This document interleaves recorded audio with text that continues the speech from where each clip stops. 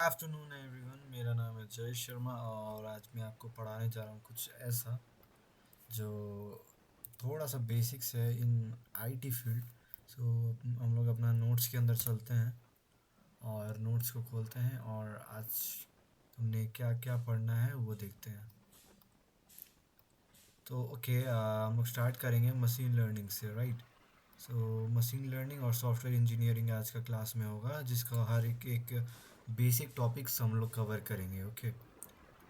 So machine learning क्या होता है, आप ये सोचते होगे। अब मशीन लर्निंग क्या होता है? मशीन लर्निंग एक बेसिकली एक इस टाइप का जैसे कि एक इंसान इंसान जब बच्चा रहता है तब वो बहुत कुछ सीखता है, अपनी गलतियों से सीखता है। उसको कुछ उसके सामने बहुत सारे एग्जाम्पल्स रहता है जिसके देख के वो सीखता है, दूसरे को देख के सीखता है। वैसे ही मशीन का भी होता है। मशीन भी एक लार्ज सेट ऑफ डेटा जो इसको दिया जाता है या फिर अपनी गलतियों से सीखता है, उसी को मशीन लर्निंग कहते हैं। अब हम लोग को मशीन लर्निंग का क्या ज़रूरत है? मशीन लर्निंग हम लोग को क्यों ज़रूरत है?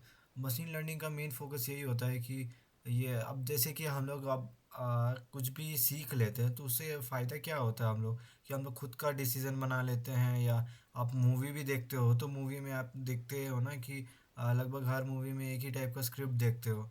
और जब लास्ट टाइम आप जब उसके बाद आप मूवी देखने बैठते हो तो ये आपको आइडिया लग जाता है या आप प्रिडिक्शन कर सकते हो कि आगे क्या होने वाला है। वैसे मशीन लर्निंग भी वैसे ही होता है। आपको बेसिकली प्रीवियस डेटा सेट जो रहता है उसके अकॉर्डिंग वो फ्यूचर प्रेडिक्शंस भी कर सकता है। और वो अपना गलती से सीखता है, जो आजकल इंसान नहीं सीख पाता है ये सीख जाता है। और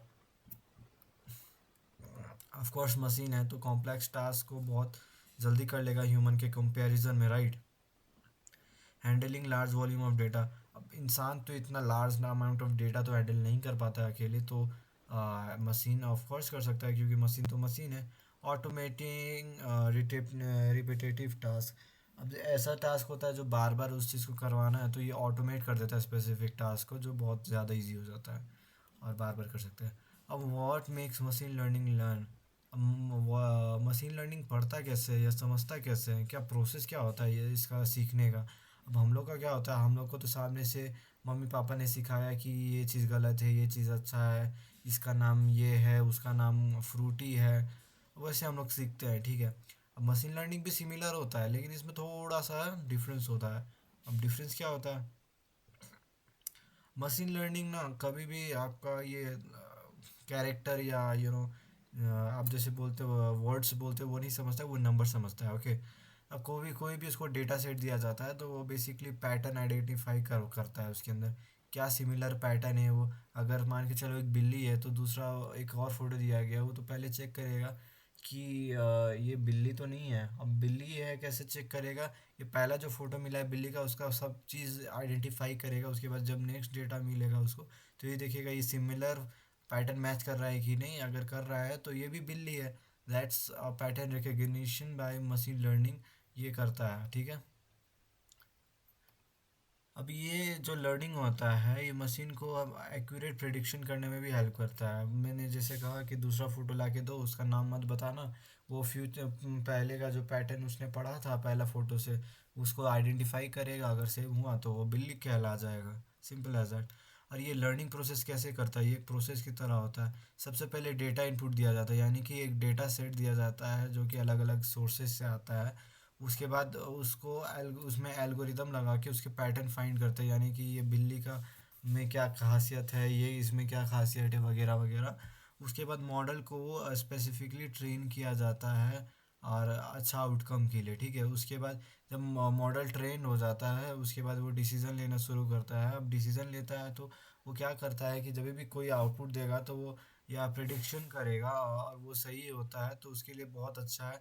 अगर नहीं हुआ तो वो क्या करेगा कि खुद को वो करेगा, बोलेगा कि तुमने गलत दिया है। और अपना जो रिस्पॉन्स से वो रिस्पॉन्स देने वाला चीज़ है उसको और बेटर करेगा, और जिससे ये लर्निंग सीख जाएगा कि मैंने कि ये गलती किया था और मुझे ये स्पेसिफिकली क्या नहीं करना है। That's machine learning. Okay. Machine learning कैसे काम करता है? लास्ट में ऑब्वियसली क्या होता है, ये मशीन अपना एक्सपीरियंस से सीखता है। ठीक है। What does what does evaluation and generalisation mean? Okay, ये सब करने के बाद मशीन को एक मशीन ने तो एक्सपीरियंस कर लिया है, अपना डेटा भी निकाल लिया, सब कुछ निकाल लिया। अब लास्ट में क्या होता है कि वो स्पेसिफिक डेटा को एक ऐसा डेटा को रिकग्नाइज करने दिया जाता है जिसका उसके पास आंसर ही नहीं रहता। वो पैटर्न फाइंड करता है, उसके बाद रिकग्नाइज करवाता है, जिससे एबिलिटी पता चलता है कि उसने कितना अच्छे से पढ़ा था। जैसे हम लोग का टेस्ट होता है, right? Importance of data in machine learning. Machine learning में डेटा का क्या इंपॉर्टेंस है? अब डेटा उसी के तरह है जैसे कि आपके शरीर के लिए दिल। अब दिल ही नहीं रहेगा तो जान कहाँ से रहेगा? वैसे ही डेटा ही नहीं रहेगा तो मशीन पढ़ेगा क्या? ओके। तो what does a data means? Data जो होता है मशीन लर्निंग में बहुत ज़्यादा वैल्यू रखता है। जैसे कि डेटा पहली बात तो प्रोवाइड करता है मॉडल को एक पैटर्न और रिलेशनशिप, और स्ट्रक्चर प्रोवाइड करता है क्या क्या उसको पढ़ना है इस प्रोसेस में। High quality and diverse data improve how well models perform and generalise to new situation. अब अच्छा खासा उसको डेटा दोगे ना तो वो फ्यूचर में कोई भी न्यू डेटा मिलेगा या न्यू चीज़ मिलेगा उसको रिकग्नाइज करने के लिए, या कोई टेस्ट लिया जाएगा उसका, तो वो ज़्यादा अच्छा परफॉर्म करेगा क्योंकि आपने पहले ही उसको एक हाई अच्छा डेटा पे उसको ट्रेन कर चुके हो। तो फ्यूचर में कोई इजी चीज़ भी आता है तो वो इजीली कर लेगा। अब ये रियल वर्ल्ड सिनेरियो हेल्प करने में, वर्ल्ड सिनेरियो को अडाप्ट करने में भी हेल्प करता है। अब features extracted from the data are important for effective training. ये सब तो आपका कॉमन सेंस से लगा के आप पढ़ लोगे, इजी है ये सब। टाइप्स ऑफ मशीन लर्निंग क्या था? मशीन को पढ़ाने के लिए भी दो तरह के टेक्निक होते हैं, जैसे कि सुपरवाइज्ड और अनसुपरवाइज। दो भी नहीं होता है, माई फॉल्ट, थ्री तरीके होते हैं, तीन तरीके होते हैं। सुपरवाइज्ड, अनसुपरवाइज्ड और रे इन्फोर्समेंट लर्निंग होता है, जो कि हम लोग पढ़ेंगे जल्दी जल्दी लेकिन अच्छे से क्लियरली समझेंगे। अब सुपरवाइज लर्निंग एक इस टाइप का लर्निंग सिनेरियो है जिसमें मान के चलो एक मशीन को दिया गया है कि तुमको ये स्पेसिफिक डेटा पे तुमको पढ़ना है। अब वो क्या करेगा कि स्पेसिफिक डेटा रहेगा, वो मान के चलो एक बिल्ली का फ़ोटो है।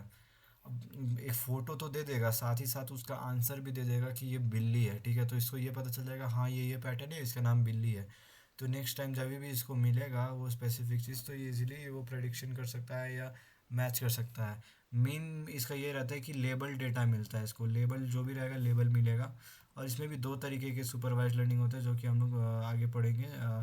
ये जैसे यहाँ पे दो तरह के सुपरवाइज लर्निंग होता है। सेल्फ सुपरवाइज लर्निंग एक इस तरह का लर्निंग होता है, उसको लेबल डेटा ऐसे पहले से नहीं मिला रहता है, वो जनरेट कर लेता है फ़ोटोज़ वगैरह से, उसको सेल्फ सुपरवाइज कहता है। और सेमी सुपरवाइज्ड इस तरह का लर्निंग होता है जो कि बेसिकली सुपरवाइज्ड और अनसुपरवाइज्ड का मिक्सचर होता है, जो कि मिक्स करके पढ़ाया जाता है, यानी पढ़ता है मशीनों के। अनसुपरवाइज लर्निंग वही होता है जिसमें आपको कोई लेबल डेटा नहीं मिलता है, लेबल डेटा नहीं मिलता है। ओके। अब what does label data mean?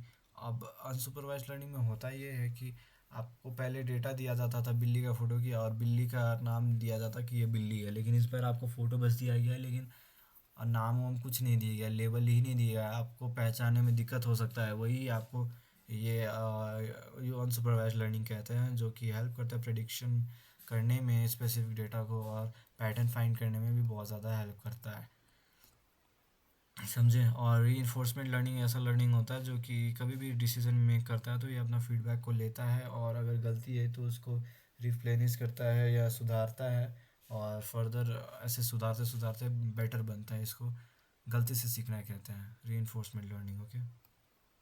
और उसके बाद आता ये तो बता ही दिए ये। हम लोग का था बेसिकली, हम लोग ने पढ़ा मशीन लर्निंग के बेसिक्स पढ़े, और नेक्स्ट क्लास में और पढ़ेंगे।